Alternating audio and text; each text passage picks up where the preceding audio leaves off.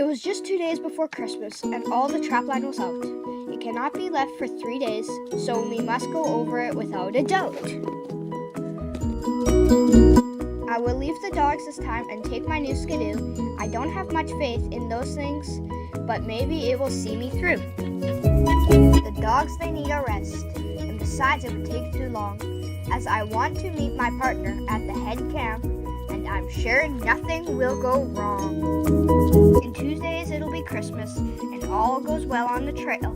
I'll be able to cover the trap line and make it back to the main camp without fail. The sleigh was loaded and made ready. The grub box was roped on tight, hooked behind the motor toboggan. I should make the end of the line by night. The soft light snow was falling, but the trail was not hard to find, and I soon came to the wide river. The camp was left far behind. There were mink and marten in the sets, and along the base of the hill, the timber wolves had outrun a moose, and on the river made a kill. You could see where they had chased it. On the river it had turned to sight, but it had soon lost the battle. They dug it down with their might.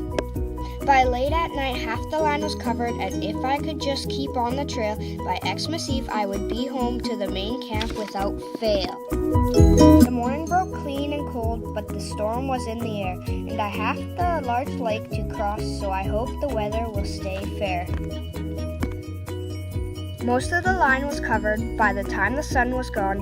Now it was just that lake to cross, and the wind was getting strong. I think I will take a chance, because for Xmas I want to be there at the main camp with my partner, and Xmas dinner we will share.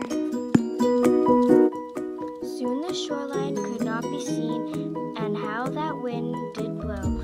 No way could I find my way across, as the wind was full of snow. The light from the Skidoo did no good, and the blizzard was not just a breeze.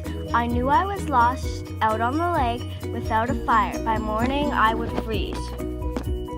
If I had taken the dog team, never would I be lost, as they always seemed to know just where on the lake to cross. Soon the fire flamed high, and would Xmas be spent here. I was lost out on the lake while the home camp was so near. The coffee was soon boiling in the pail, and camp was made for the night, and here it was, Christmas Eve, without a star in the sight. Just a crystal of snow, as the clouds seemed to break up, as the stars shone with a glow. It was the North Star, now the clouds have parted, to see, and if I went by it, that is the direction the camp should be. The sleigh was loaded up again, and if I kept that star in sight, I would still make it home for Xmas by daylight. Soon the lake was crossed by following the North Star, and once I climbed that high hill, the camp would not be far. As I came to the top of the ridge and looked to the valley below, there in that grove of spruce, a light from the window did glow. As the sun arose on Christmas morning, and I thought of the things near and far, my partner and I would not be having Xmas together without the guidance of that northern star.